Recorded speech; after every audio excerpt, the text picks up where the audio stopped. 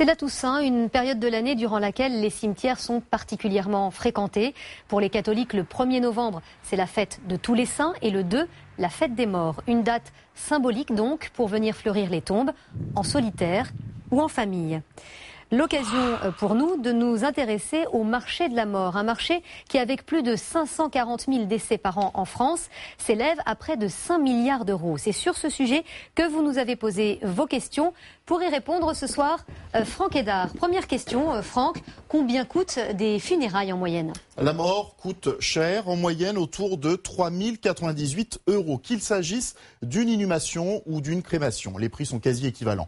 L'association de consommateurs UFC Que Choisir a réalisé une enquête sur le prix des prestations funéraires. Il en ressort que ces prix sont souvent élevés et dans certains cas exorbitants. Le prix d'un cercueil, par exemple, varie de 950 à 1 300 €. Les soins aux défunts, toilettes, habillage, de 90 à 150 €. La chambre funéraire de 250 à 400 €. Enfin, les démarches administratives, si elles sont prises en charge par l'opérateur, sont facturées entre 110 et 263 €. S'ajoutent ensuite des services optionnels, fleurs, porteurs. Alors, dans le cas d'un décès, même dans ce cas, mieux vaut faire jouer la concurrence et vérifier les prestations proposées, car elles ne sont pas toujours justifiées, Nathalie. Deuxième question, une question de choix. L'enterrement est-il plus répandu que la crémation? Oui, l'enterrement ou inhumation reste le mode de funérailles le plus répandu en France. La crémation, elle, concerne seulement 30% des décès. Mais ce chiffre a doublé en 10 ans, notamment à cause du manque de place dans les cimetières, d'où le développement des crématoriums. On en recense plus de 200.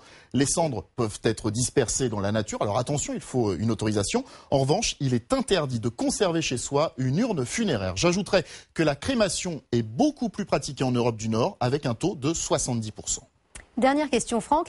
Quelles sont les nouvelles tendances en matière de funérailles? Le discount rattrape ce secteur. Certains opérateurs funéraires proposent par exemple des formules à 1 790 € pour des obsèques minimalistes mais dignes. Ce qui se développe aussi beaucoup, ce sont les cercueils et les urnes en carton. Alors c'est écologique et les prix vont de 100 à 600 €.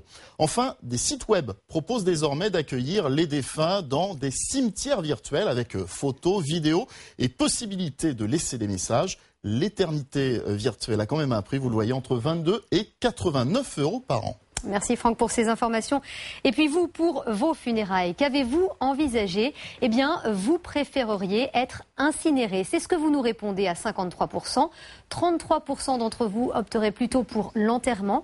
14% sans opinion. Déjà plus de 38 000 réponses. Et vous pouvez bien sûr continuer à vous exprimer sur notre site m6actu.fr.